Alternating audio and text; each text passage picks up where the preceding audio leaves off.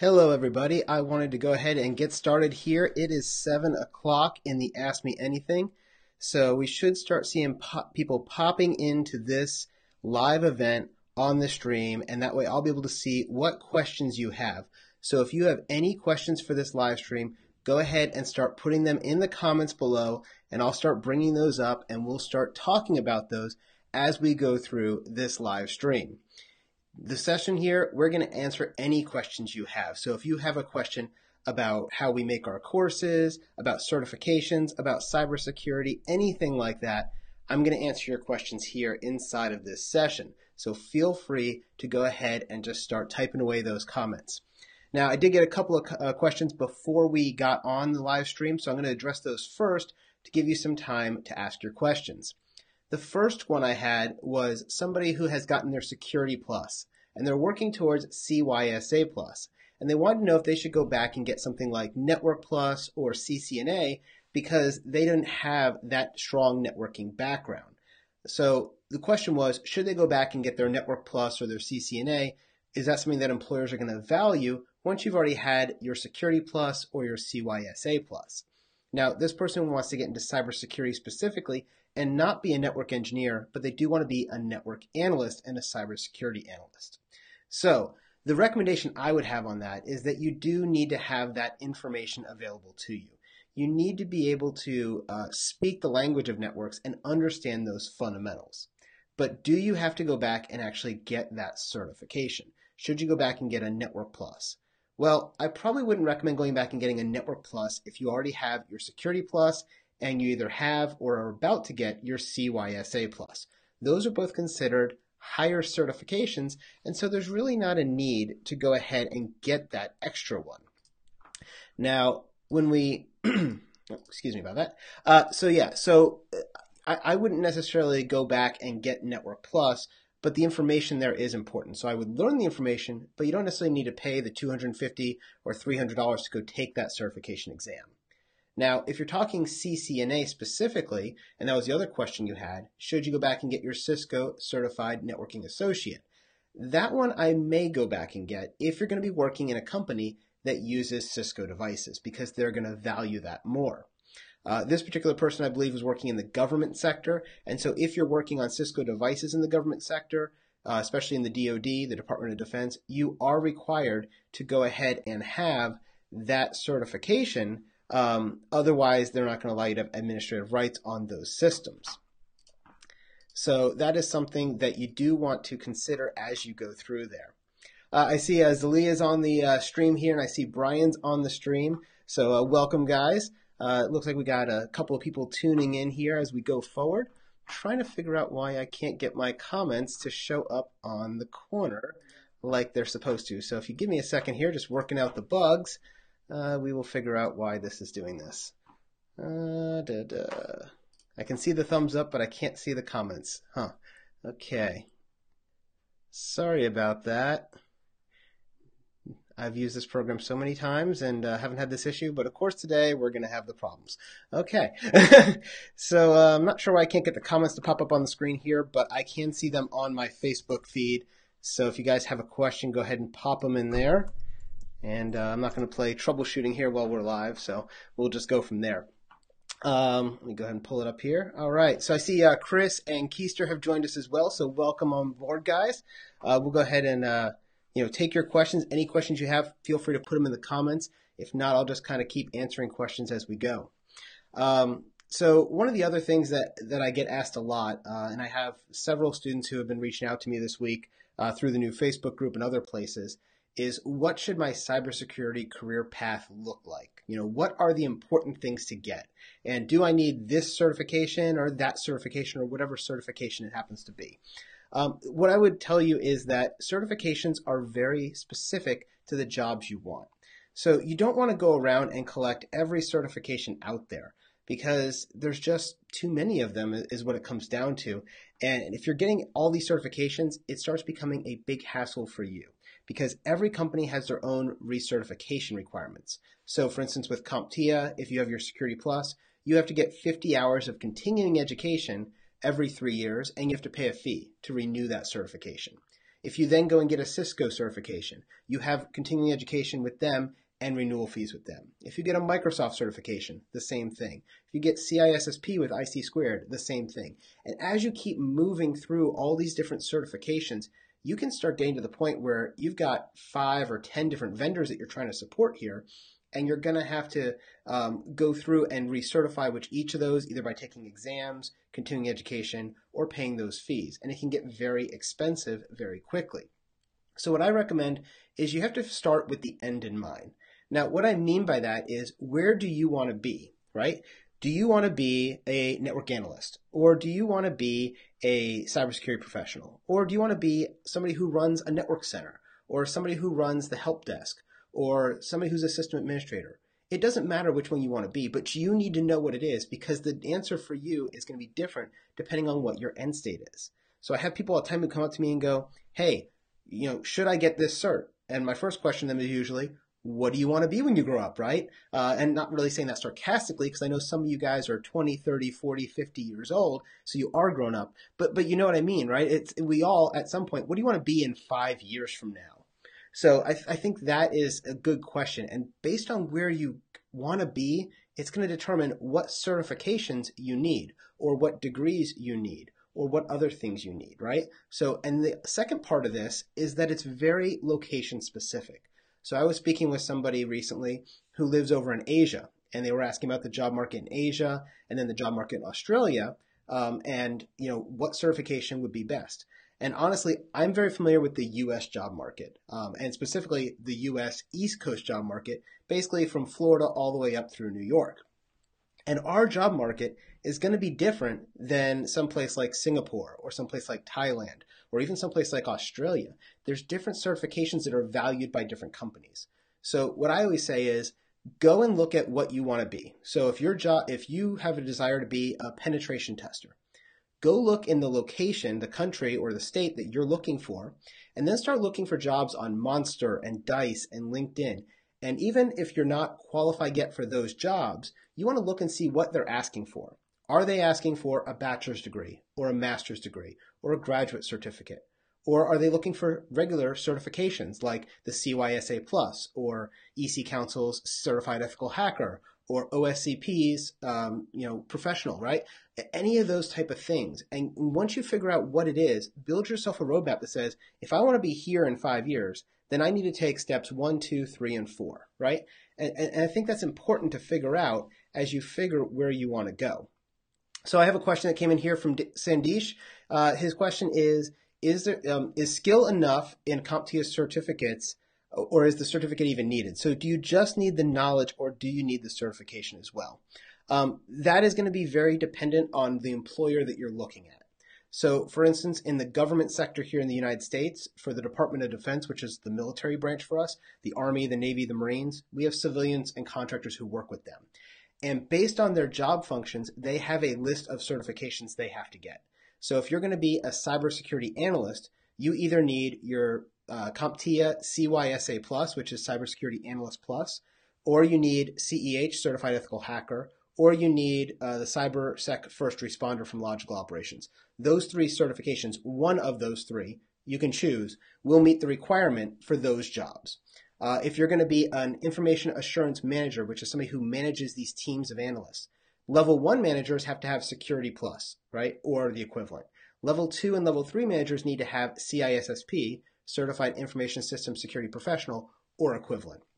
And so, again, it kind of goes back to, where are you going to look for a job, which market, which sector, because I have friends who work in the commercial sector, like in banking, and that particular sector, they don't care as stringently about the certification as they do you have the knowledge and skills.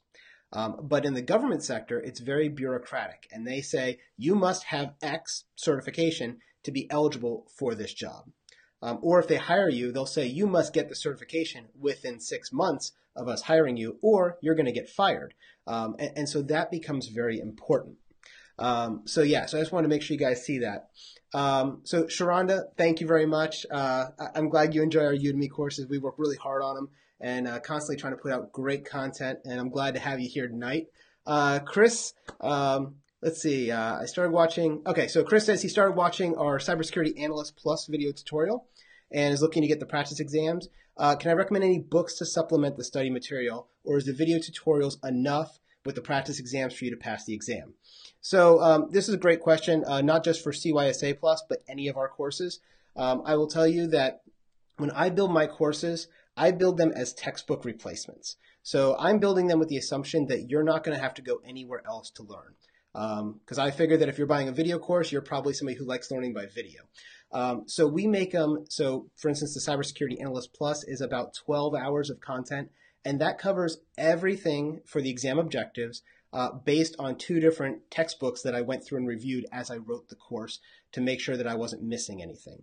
The 2 textbooks that I looked at was the All-in-One, which is made by Brett Chapman, and he also has a video course on Udemy as well. And then the other one that I really like better is the one by Chappell. I think I'm pronouncing his name wrong, Mike Chappell, or Chappell. I think it's Chappell is how you pronounce it. Sorry. But his is made by Cybex Publishers. It's the CYSA Plus from Cybex. Theirs was actually the first book that made it to market. I will tell you there are a couple of errors in the book that I'm hoping they fix in version 2. But overall, it is a really, really good book. And if you're a book learner, that's the one I would probably recommend as my first one. As far as practice exams, yes. So we have the practice exam course on Udemy and on Dion Training. It has about 150 or 160 questions. So basically 2 full-length practice exams to give you the feeling of what, or the equivalent of 2 full-length practice exams to give you the feeling of what that exam will be like. Between that and the videos, we do cover everything you're going to need for the exam. The other thing that I would say if you don't have a strong background in reading logs, things like ACLs from firewalls or looking at some packet capture logs, you want to review that as well. And so that would be the only other thing I would recommend. We do cover that in Domain 2 of that course, in the middle of Domain 2. I can't remember the video number off the top of my head, but I don't think I stressed it enough when I was teaching that part to say, hey, make sure you really learn this lecture. So when you get to the log section, the firewall logs and the network logs in Domain 2 of the course, definitely pay attention to that because you'll see things like simulations that apply that knowledge. But the course is built as a standalone. The same thing with our Network Plus course. It's made as a textbook replacement, and the same thing with our ITIL course. Any of our certifications, we make them so that you can just watch the video. We give you the PDFs of all the slides. You can use those for offline studying and be able to pass the exams. That's the goal, right? We want to make sure you pass the exam. So I would definitely look at those, Chris, as you're studying. But if you're a better textbook learner, me personally, I don't learn really well from video, which is kind of strange since I'm a video instructor. I actually like reading books. That's for me. I can read through a book and then go take the test, and that works for me. And so if you are Mike Chappell or Mike Chappell from Cybex Publishing is the one I would recommend for CYSA. It's my favorite book on the subject. Cool. So I hope that answered your question, Chris. I'm going to take the next one is, let's see, Kyle. If you're interested in cybersecurity, but you're new to it and don't know where to start, where should you look to start figuring out what you'd be more interested in specifically? I think that's a great question. So, one of the debates that I always hear is degrees versus certifications. And you're probably going, why are you answering this question? Well, it's not really the question you asked, but it is the question you asked, I promise. So I always hear this degrees versus certification thing. Certifications are great when you know exactly what you want to do, right? I want to be a forensics guy. Okay, go take an NK certification or an FTK certification because they do digital forensics. I want to be an analyst. Okay, go take CYSA Plus, right? But degrees, the way that we design college degrees is for them to be broad in a certain area. So if you take a college degree for cybersecurity, for instance, I'm going to actually try to slow down my talking. I think I'm talking way too fast. I'm sorry. So if you're trying to take a degree for cybersecurity, for instance, it might be a master's degree would have 12 classes in it. And each of those classes are going to cover different pieces of cybersecurity. So for instance, I teach at Liberty University, and in our program, the first course is an overview course that's tied pretty much to Security Plus or SSCP certification. It's the overview course. The next course is cryptography. There's another course on digital forensics. There's another one on pen testing and hacking. There's another one on secure software development.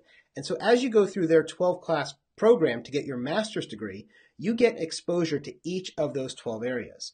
Now, are you an expert in any of those 12 areas? Probably not, right? You're taking an 8 or a 16-week class. You're not going to be an expert, but you've been exposed to it. And that's when the learning really starts afterwards, right? So once you get your master's or your bachelor's degree, whichever program you're in, you're going to get a taste of all these different things and then figure out where you want to go. It's the same thing I tell my kids, right? They're like, man, when I go to middle school or I go to high school, I learn all these things that I really don't care about. Why do I have to read this English book? Or why do I have to do this, learn this history?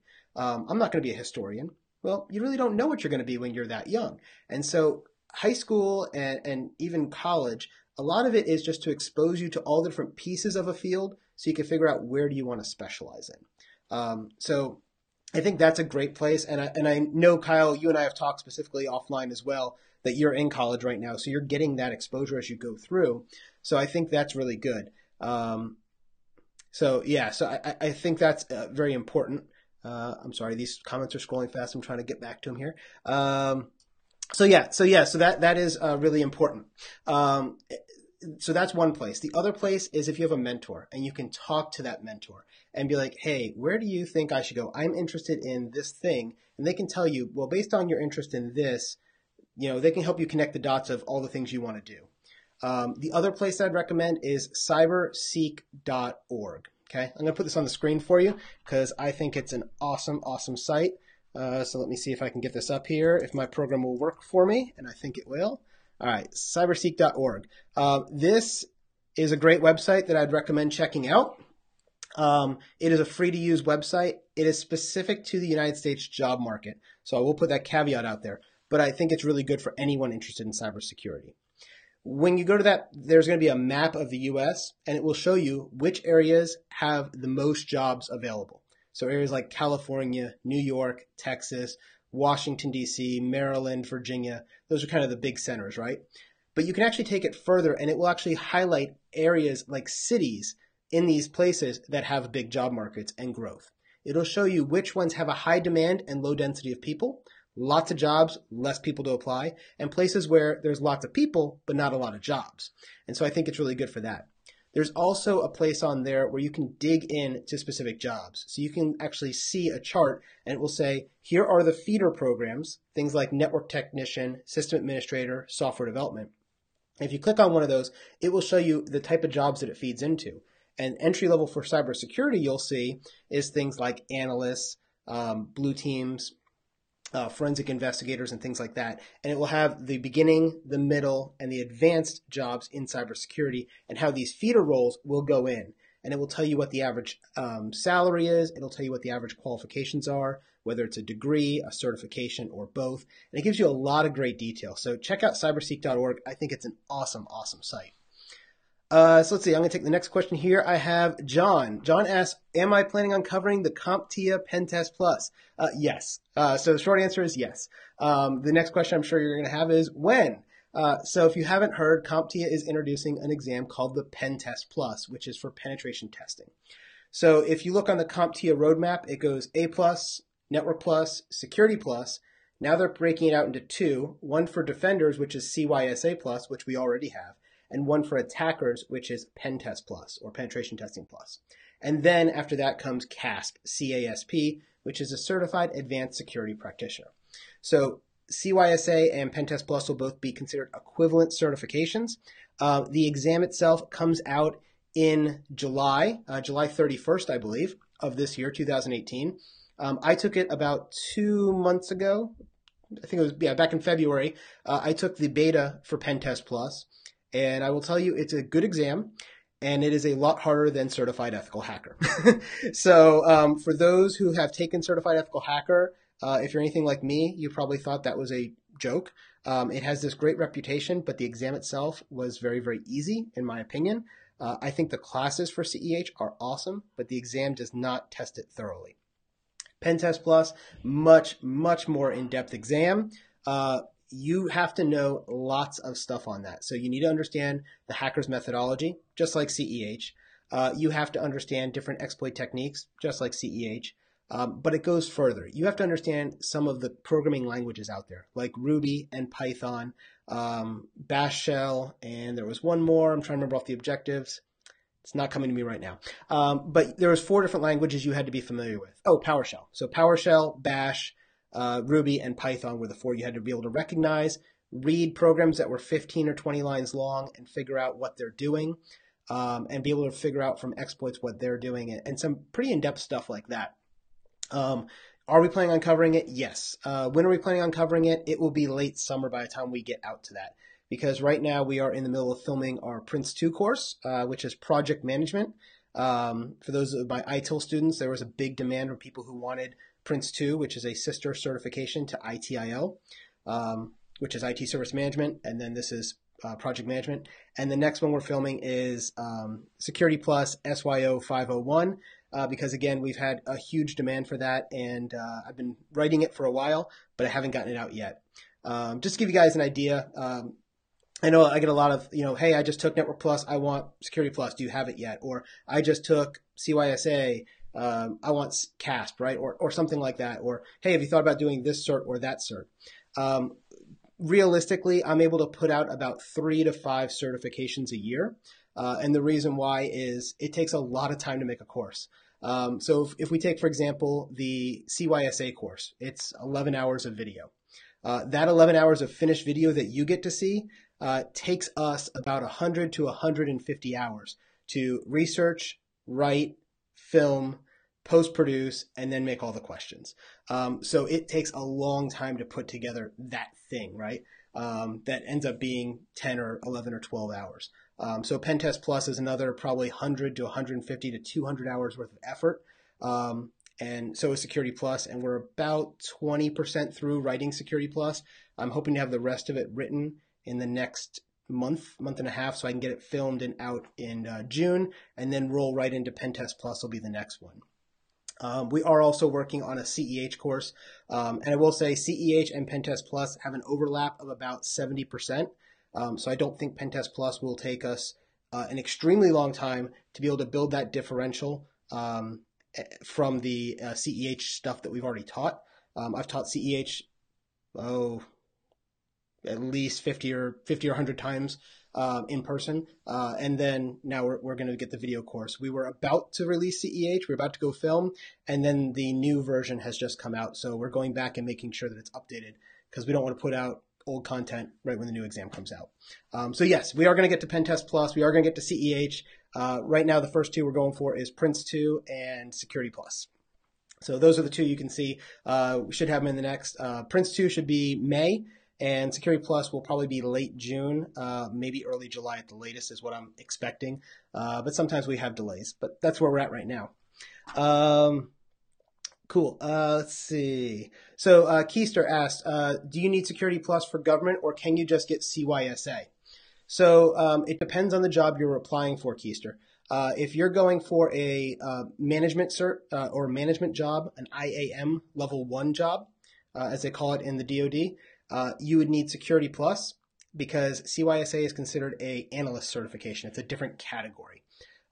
So what I would tell you is if you're looking into the government world, there's really, you need 2 certifications, and that covers about 99% of the government jobs.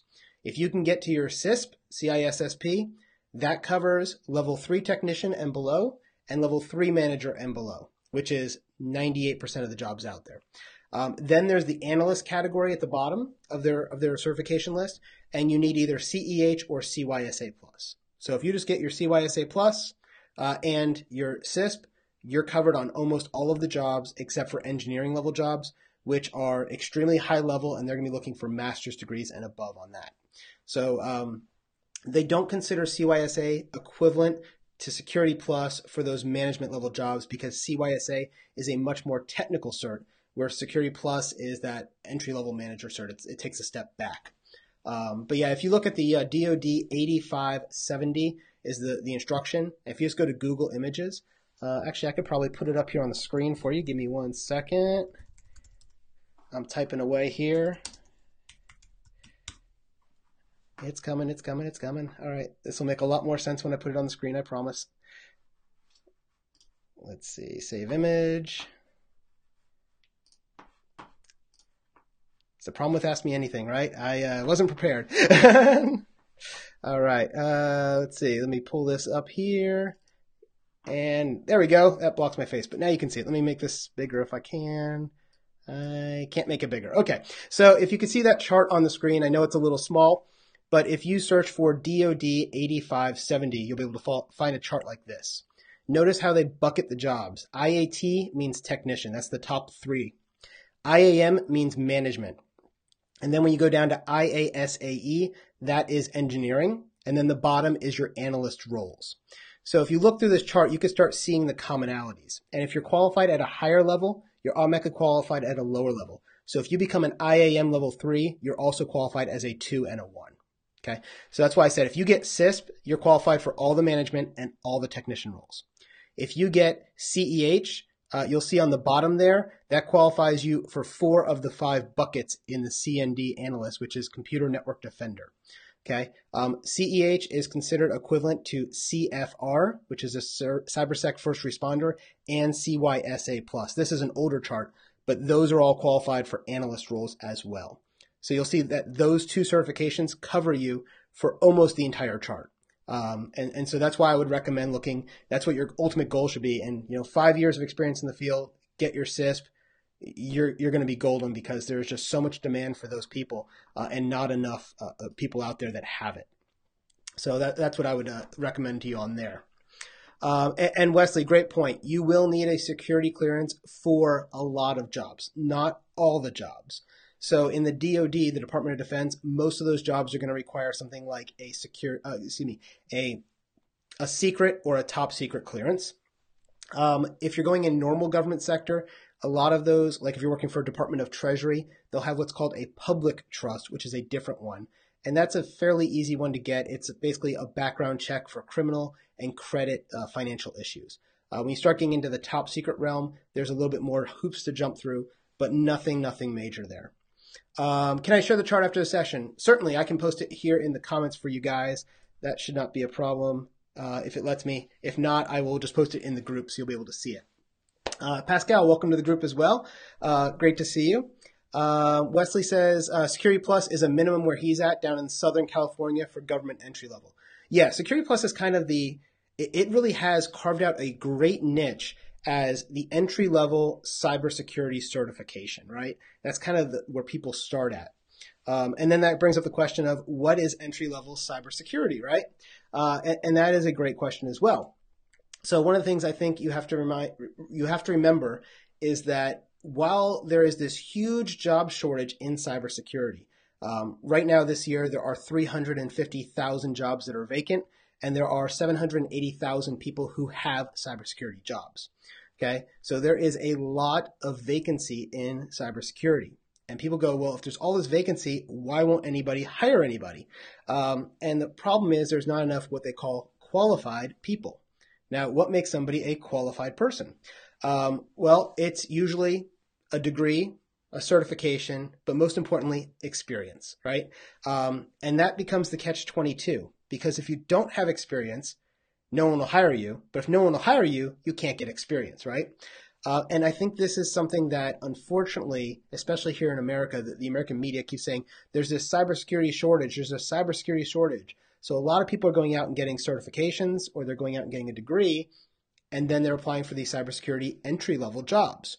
And if you look at entry-level cybersecurity, and I keep putting this in quotes, the entry-level cybersecurity jobs are about $70,000 to $80,000 per year. So they are good paying jobs. Unfortunately, they're not necessarily actually entry-level. Most entry-level jobs, most cybersecurity entry-level jobs, when you look at them, ask for 2 years experience, right? They're looking for at least 1 to 2 years experience. So how do you get in when you have 0 experience? Well, most of the time you're coming from a feeder role or feeder position. And what I mean by that is we usually pick people for cybersecurity jobs that came from the network and the system administration area. So if you're working as a help desk technician or a networking technician or a system administrator, now we're going to take that operational IT experience, let you go get your certification, right? Now you have your Security Plus and some experience, and that makes you qualified for these entry-level cybersecurity jobs. When I got into cybersecurity, it was considered 5 years of admin or network previously before you made the jump to cybersecurity, right? Now, because of the shortage, they're taking people at 1 to 2 years of prior experience, but they're not taking people with 0 experience. except for some very rare cases, which I call those special unicorns, right? And I call them unicorns because they're just impossible to find, right? Those unicorn positions. Really, really hard to find those, right?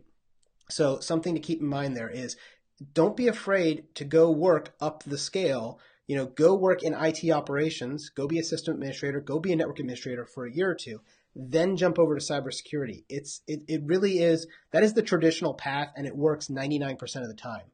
Those people who are special and can come out of college and they got a cybersecurity bachelor's degree and jump into a cybersecurity role, usually it's because they know somebody or their professor knows somebody and can get them a job or some sort of an internship. So that is something you got to remember there. John points out that SANS training is really good for cybersecurity. I agree. SANS training is awesome. The bad thing about SANS training is it is crazy, crazy expensive. Most of their courses are about $5,000 for a 2, 3, 4, 5-day course with a certification at the end. So most of the people I know who have SANS training is because their employer paid for it, right? And if you're not already working, paying for SANS training out of pocket, it's probably not going to happen for most people because it's just really expensive. But once you get into do a job, they can start doing that. So 2 questions here. I'm going to start with Pascal's on ITIL. Any update on the ITIL upcoming change? Yes. So ITIL is going to be changing in 2018, but it's not a major change. And so for those of you who are my cybersecurity students who aren't familiar with ITIL, it is the IT Infrastructure Library. Okay. IT Infrastructure Library, and it focuses on 26 processes that get IT services out into operations. And it goes through 5 life cycles. It goes from the strategy to the design, to the transition, to the operation, and then continual service improvement, where we kind of go back through the cycle again. So that is the ITIL framework. Okay, it is currently on version 3. The 2011 update was the last major update to ITIL. The 2018 update is not going to be changing ITIL much. Really, they're adding 2 main things. They're adding Agile and they're adding DevOps, Developer Ops. Same thing that they did last year in 2017 for the Prince 2 and Project Management. They sprinkled in some Developer Ops, they sprinkled in some Agile, and they said, ta-da, it's updated. The good thing about these certifications with Prince 2 and ITIL is that they last a very, very long time because these are fundamental best practices and they're very generic in nature because they're frameworks. So they don't change very often. So the 2018 changes, the test won't be reflecting those until September or October is what I'm hearing from Excelis right now, the owners of the certification and the exam. And those changes to the curriculum aren't even coming out until late summer. As soon as those changes do come out, we will be making videos to add those into our current complete and cram to pass course, as well as putting out an update to our cram to pass book to make sure that we are in line with all the latest things. But really, it's not a major change as much as it's adding in the DevOps, the Developer Ops, and the Agile frameworks into it and how those are going to incorporate with those 26 processes. So we'll talk about that. Sandesh, is it necessary to go for SSCP before going to CISSP? No. You can go straight to CISSP. In fact, the only certification that I personally hold with IC Squared is the CISSP. I have lots of other certifications with other companies, but I never got the SSCP because I'd already had Security Plus, and those 2 are considered equivalent. So you don't need SSCP first. You can go to Security. You can go to CISSP. The big thing with CISSP that holds a lot of people back is you have to have 5 years of documented experience. And if you don't have 5 years experience, if you get your Security Plus or your SSCP, they'll knock that down to 4 years of experience. But again, you've got to be able to prove 4 years or 5 years of experience across at least 2 of the 8 domains that they have inside of the exam. And that's things like cryptography, network operations, software development, auditing, and information assurance, and that kind of stuff. So you can go straight to CISSP, but you do need to be able to prove that experience. And you do that by passing the exam, and then with your exam being passed, you have to submit a resume to somebody like me who is a CISSP.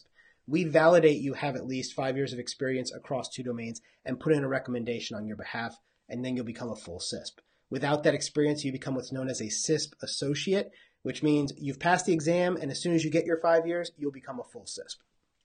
Let's see, Ahmed, he asks, since I'm delivering ITIL, he wants to know more about ITSM in the future, and is there a new approach now for service management, like a new certificate called Very SM. Do I have information on this? I haven't seen Very SM myself yet. Service management, a lot of people have tried to come up with different ways of doing it.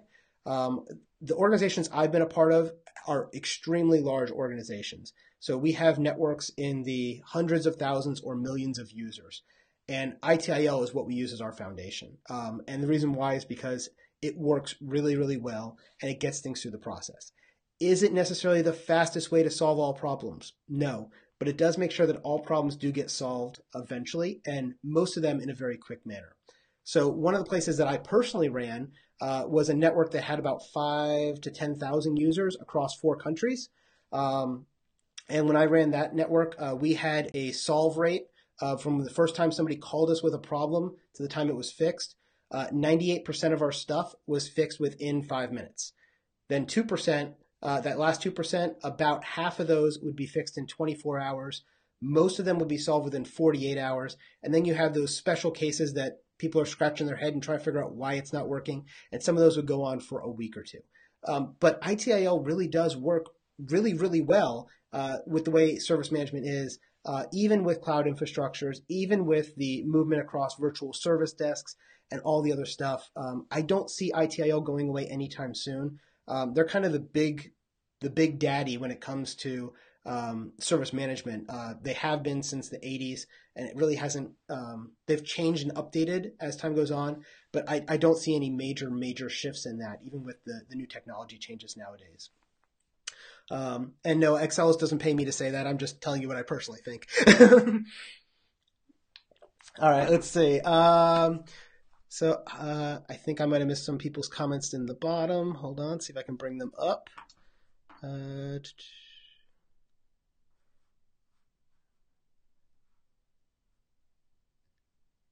My computer is not playing nice with me today. Of course it isn't. Never plays nice when you're on live stream. All right, so if I didn't answer your question, please go ahead and retype it so it'll pin up, because my computer's only showing me the latest four comments. So if you had one that I missed, please feel free to go ahead and pop it back up towards the top, and I will answer it for you.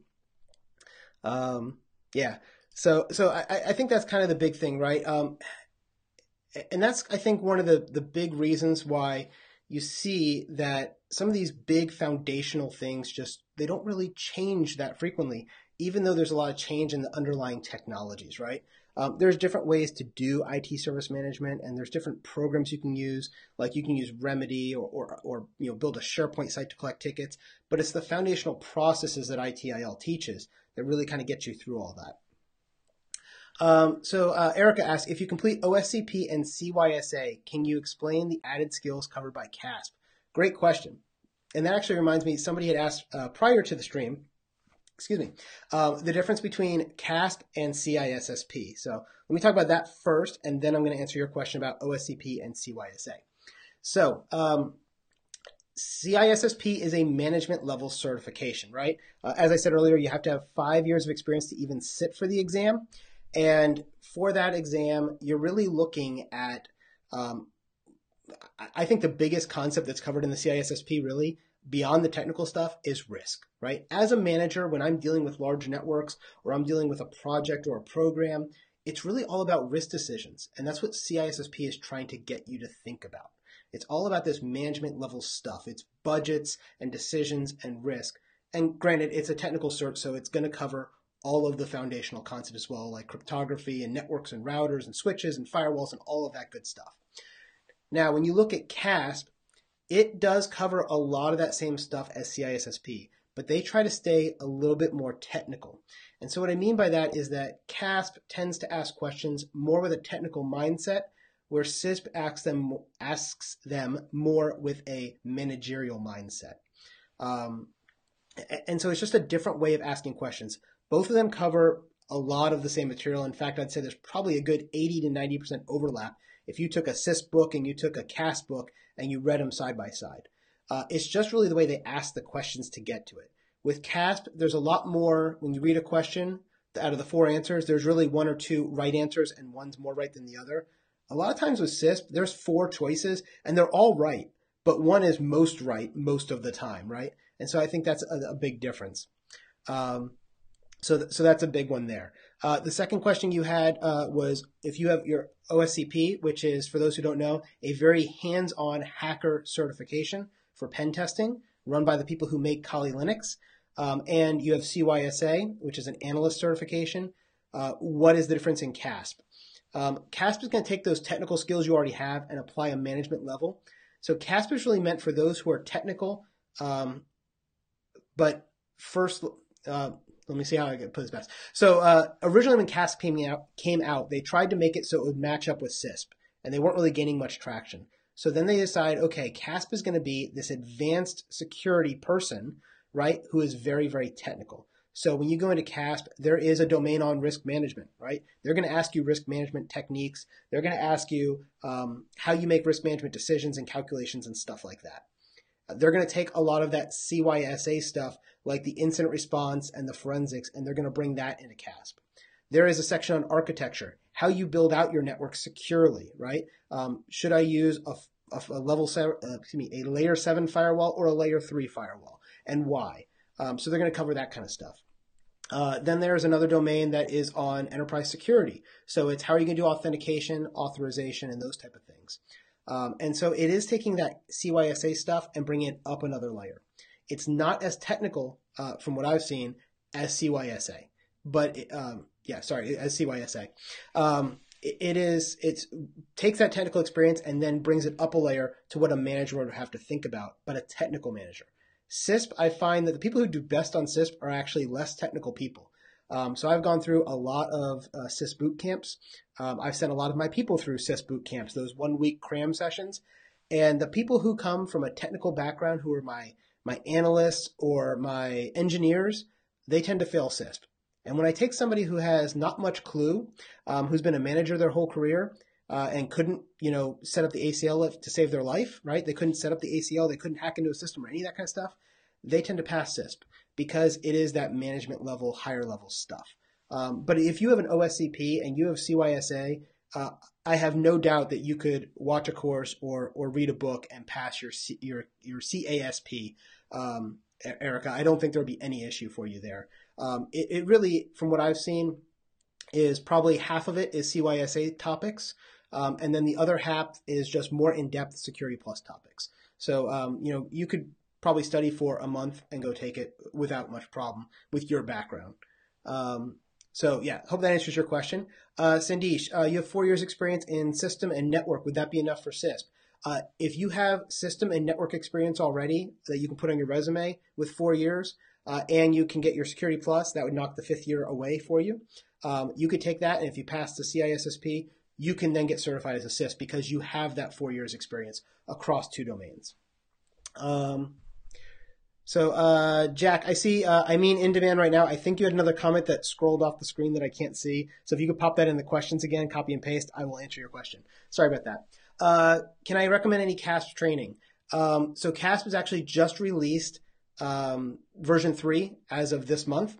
I am actually building a CASP course. Unfortunately, it will not be on Udemy or DionTraining.com because of contractual obligations. I'm actually building that for LinkedIn Learning, LinkedIn Learning and lynda.com.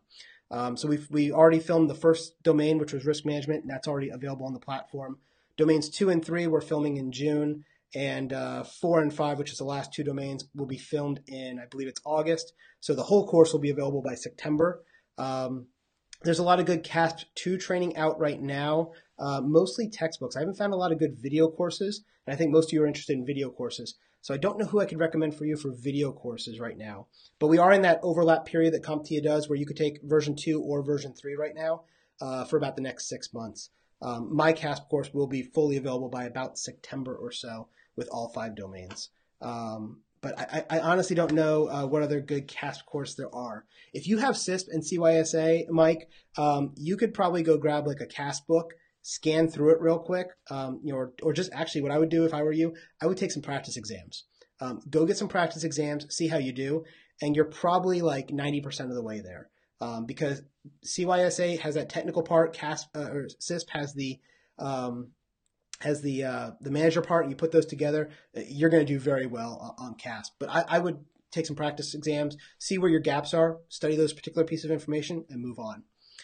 John, book for CASP, the one I like is the Pearson IT book. It's made by Pearson IT. I don't remember the author, but if you go on Amazon, you can find it. I don't think the version 3 books are out yet. The version 2 books are out right now. Version 3s are usually getting released in the next month or so because the new exam is coming out. Or the new exam is out, but the books I don't think are released yet. Jack, so there is more and more people interested in cybersecurity. Is the job market still going to be in demand 5 years from now? That is a great question. So right now, projections are that we are not just going to be at the same place we are now. We are going to have more of a deficit of people than we have now. And what I mean by that is, like right now, I gave you the numbers. There's 780,000 professionals in cybersecurity as of last year in 2017, and there was 350,000 vacant jobs. Sorry, I just ducking out. I actually gave a lesson on this, or a live teaching on this last Tuesday. So I actually have my slides here on the floor. Let me pull up my numbers. As of 2021, so if we look in 3 years from now, there will be 3.5 million jobs that are still unfilled, right? In the US alone. There's also 1 million jobs in India by that point that they won't be able to fill either. So we are having a big problem in cybersecurity, and I think the big thing is that we're not training people properly for these cybersecurity roles. And a lot of that is the companies, right? They want to hire somebody with experience. They've dropped it from 5 years experience down to 1 to 2 years, but we're still having a lot of people who aren't coming over from the network side. And we have a lot of people who are coming out of college or coming out of, hey, I got this certification and I got this college degree. I'm ready to go get a cybersecurity job. And they have no experience, so no one will hire them. And they're not thinking, I need to go work in operations for a year or two, get the experience, and then move over. So you're going to see that there's going to continually be an issue. One of the other interesting stats that I found when I was doing my research was that in 2019, we're going to have 6 million jobs that need to be filled, right? Right now, we have 780,000 people in the market that are working. So that's, 6, 7 times as many in just 2 years from when those stats came out, right? The other thing I think is interesting is the diversity is a problem for us as well. And so the diversity is an issue. If you look, I had worked with a women's organization here in the DC area that was trying to help get more women into the field. Right now, only 11% of the jobs are held by women. 89% are men. And of those, most of them look kind of like me, older white guys. That tends to be the dominant in the field. So that is an issue that we still got to work at. Cybersecurity jobs are going to continue to be in demand because they're not going anywhere. Cybersecurity is becoming a bigger and bigger issue because, as we see in the news, it's breach after breach, and they're not going away. The amount of cyber activity has gone up. We keep putting in technical solutions to try to stop it. Bad guys are going to keep going around and finding a way around it. So you're going to see that again. John, yeah, version 3, the test itself is out, and you may be able to find some books now. I know when I looked about 2 months ago, the books weren't out yet. So, but yeah, so that'd be good. CISSP training. Rick is asking about CISSP training. Where would I recommend for CISSP training? So the guy who I really like for CISSP training, I'm not even sure if he's doing online training or not now. But there is a guy named Leo Draeger. I don't know if you guys know him. I think his website is just leodraeger.com, Dreiger. I really like his CISSP training. It's really good. He was actually the guy that my company hired. We actually flew him out for a week and paid a lot of money and had him train 20 people in our class. And that's where I got my certification through. He was I read the Sean Harris book, and then I went through his class and I passed my first time, which was awesome, and I was very happy. So I really like Leo's stuff. He's entertaining, he's knowledgeable, and I think he does a great job. He's not on Udemy, I know that. I don't believe there's actually any CISSP course on Udemy yet. I know Thor Peterson, who has a bunch of practice exams on Udemy. He is really good as a CISSP instructor as well, and he is in the process of getting his CISSP course up on Udemy. So for low-cost CISSP training, I think that's going to be a great place to go. And then as far as books go, everyone always recommends the Sean Harris book, which Sean's no longer with us. She passed away a couple years ago. But other authors have taken up from where she stopped and have kept it up to date. And hers is the all-in-one CISSP book, the big gold thick book. It's about 2,000 pages. and makes you just want to fall asleep reading it. But it is kind of the CISSP Bible that everybody goes with. So I'd say that's pretty good. And yeah, good luck on the Security Plus, Rick. I think you'll study hard, get through it. I've noticed that CompTIA is raising the bar on their certs, right? It's 501 is harder than 401. 401 was definitely harder than 301. And I think that's just a function of more data gets thrown in, and they don't really take anything away. They keep adding more, which makes it a little bit harder. So Alex says, what do you recommend as the best track to follow to get into cybersecurity? I honestly think starting in operations is the best, right? So that would be, even if you're just, if you're a brand new high school or college person, that would be help desk, network technician, system administration, working your way up for a couple of years on the operations side. And the reason why I say that is, I'm going to move this. I'm sorry. I keep looking at the wrong camera. There we go. Now I can look at you guys. I'm sorry. So the reason why I say this is that that background that you're going to learn from being on the ops side is going to help you so much when you get to the cybersecurity side. Because most of our cybersecurity problems are not technical problems. They're people problems. People do stupid things, right? People click phishing emails. People download files they're not supposed to. People try to make the system do things it's not supposed to and then break it, right? And the more experience you have in that help desk side, not necessarily you have to be on the help desk, but I mean, those tiers, tier 1, 2, 3, 4 of service, whether it's network servers, email server, whatever, you're going to learn so much that if you understand how something works, you can then protect it better, right? It's really hard to protect your networks when you don't understand how they work. And that's the problem I see with a lot of people coming out with cybersecurity degrees. They go to school for cybersecurity and they can tell you what a firewall is, and they can tell you what a router is and what an ACL is, but they've never actually written one, right? And so they don't understand that they operate from top down. And if your first line says IP any, everything's coming in, right? That has to be the last line, right? So, in the way you look through your filtering list. And so a lot of those issues are big, big issues. And I see a lot of people who are coming in with just a degree, just don't have the background. They don't have that experience to go with it. And that kills them, right? So if you're a college student, I'm going to tell you, if you want to enter cybersecurity right after college, while you're in college, go work in your college's help desk, right? Go be a network technician for the college. When I went to college, I was the lab assistant, right? I ran the computer lab for them for a year. And that was a year of experience, hands-on doing the job, that when I got out of college, I had more opportunities, right? Because I had a year of job experience. The other thing is, just because you got a 4.0 in college doesn't mean you're smart. It means you can take tests and you can read books, right? As an employer, we want people that have experience being employed. Have you been able to get up, put on your shirt, go to work every day, do a good job, work with your coworkers, and have those people skills to work with other people? It's really, really important. So get some experience in the IT world, somehow, some way, even if it's, working at a help desk, working as a network technician, working as a system admin, and you do that for a couple of years, 1 or 2 years, then you're ready to jump over to cybersecurity, and people are going to want you because you already have technical ability, you have technical skill set, and now you put those cybersecurity certifications on top of that, and you make the jump. So that's what I would recommend as you go through. Sandesh, CISSP or CASP or both? You can get one or the other. You probably don't need both. Most people don't have both and don't need both. They're fairly equivalent as far as most employers go. I've seen more applications or more jobs asking for CISSP than I do for CASP. So if I had to choose one or the other, I would probably go for CISSP personally. It's also a harder exam though, I will tell you that. Keister says there's an audiobook and practice exam available for CISSP and they seem decent and they're good for commuting. That's actually a great point I forgot to mention. I had a buddy who just took his CISSP about 3 months ago and passed it. And we sent him through a boot camp for 5 days. It was somebody I worked with. He skimmed the Sean Harris, that 2,000-page book I was talking about, but he also had downloaded MP3 files and audiobook, and he listened to it on his way to work. And because most of the time, you just don't have time to sit down and read a 2,000-page book, but by listening to that audiobook, I think he listened to it like 5 times. It just kind of ingrained in his head.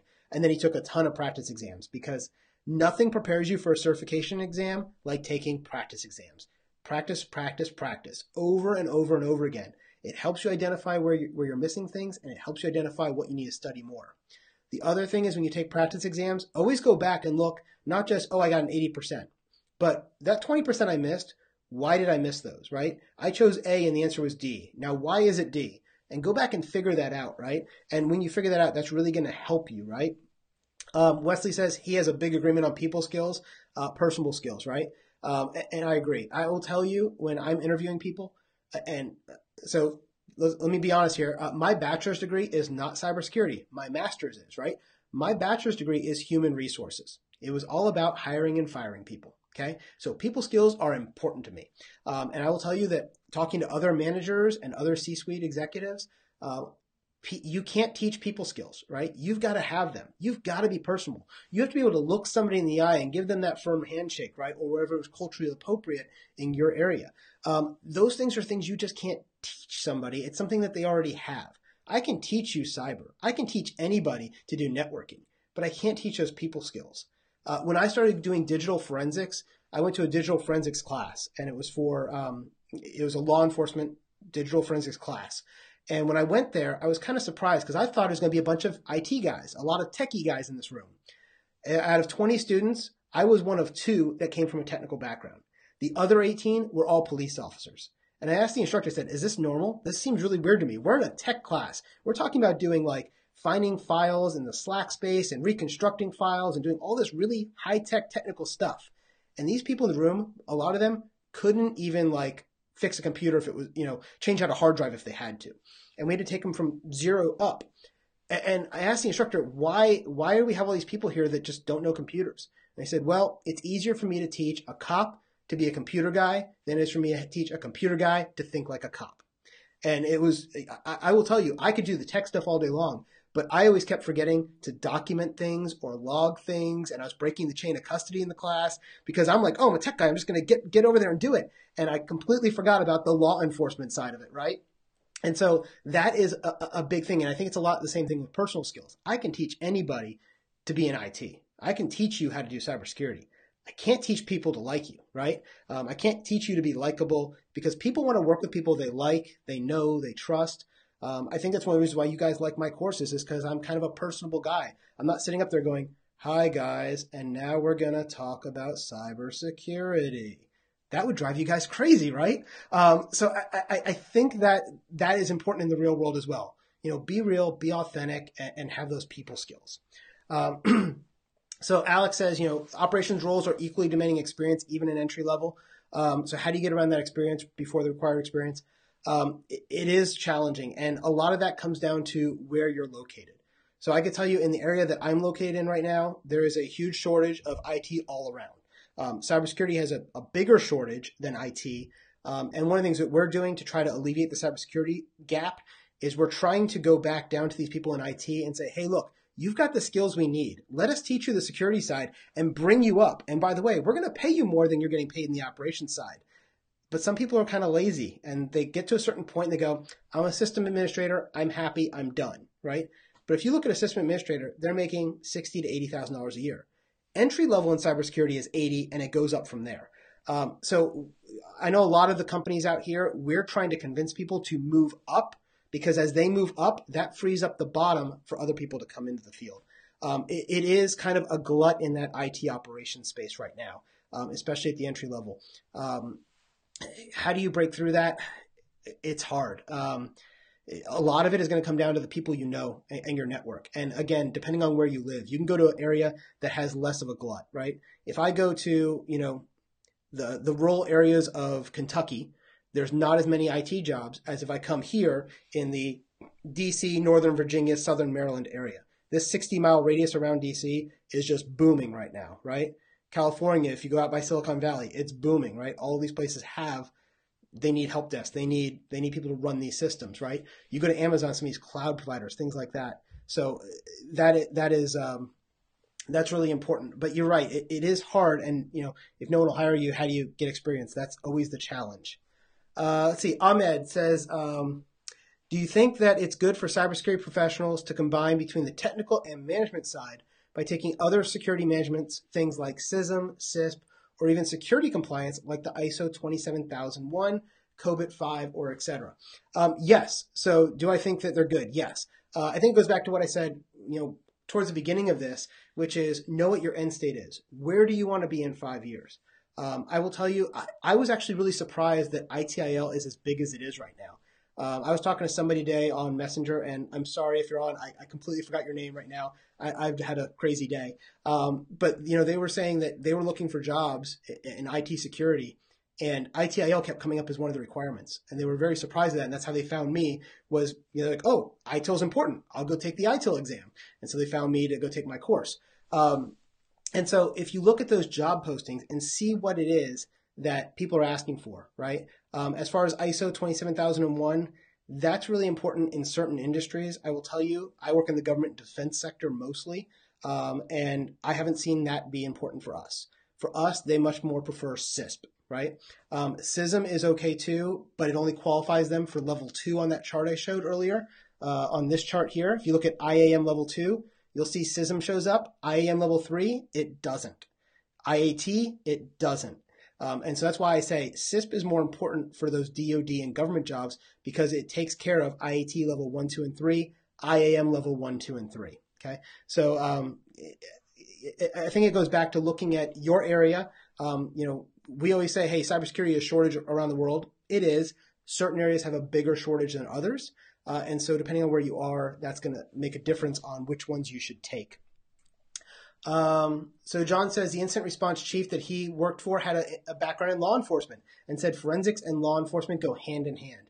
You're right. I mean, forensics started out in the law enforcement realm only. Now we're seeing it in the commercial sector as well as we do incident response. So a lot of those techniques that started over in the law enforcement side are now coming to be here with us in the IT management side. So it's 8 o'clock, so I'm going to take one last question from Wesley, and I'll wrap it up here for you guys. Where do I see cloud management and security in the next few years? Cloud is really cool, right? Everyone is moving to the cloud. The cloud is everything. The big false thought that I think that everyone has, especially in the C-suite, those senior level managers, is that the cloud will solve all their problems. The cloud does not solve your problems. You just took the stuff off your server and put it on a virtual server someplace else. You still have the responsibility for protecting it. It's still your server, right? Even if you go to something that's a platform as a service, you still are responsible to your customers to make sure that the platform you're using is secure. So a lot of those things, as they move to the cloud, you're going to see that software as a service, you've also started seeing security as a service. And so we will outsource our security to X company like Amazon, who's also our cloud provider. That's fine, but guess what? Now Amazon needs a bunch of security people to go and do the security as well. And at the end of the day, your company is still responsible for it, right? So when you get hacked, you can't just tell your customers, it's not my fault. It's Amazon's fault. They were the ones who were covering my service. So you're still going to be responsible at the end of the day for it. So I think you're going to need to see that, right? Alex, thank you very much. Ahmed, thank you very much. And Rick, thank you very much. I hope you guys found this useful, and I appreciate you guys coming out live to hang out with me in this Ask Me Anything. And I hope you guys enjoy it. Yeah, for those of you guys, a lot of you guys follow me on Udemy. A lot of you guys are on Dion Training, where I have my own courses as well. So those Udemy courses are also on that site. And that site actually works as a subscription model where you get all of my courses for a monthly fee, which is what Alex was talking about there. And thanks, Jack. Thanks, Wesley. I appreciate you guys all showing up. We'll schedule another one of these in the future. And for those of you guys who are Dion Training members, we're looking at doing this a little bit more frequently and actually having what we call office hours, where those people who are part of the membership site will be able to, we'll have a topic like Network Plus night, and we'll go through some stuff like that, or Security Plus night, or whatever night it is, to answer those specific questions you guys have and give you a little bit more one-on-one that we can't do inside the Udemy platform. So I look forward to seeing you guys all again. I hope you guys enjoyed it, and I'll see you guys next time. Thanks.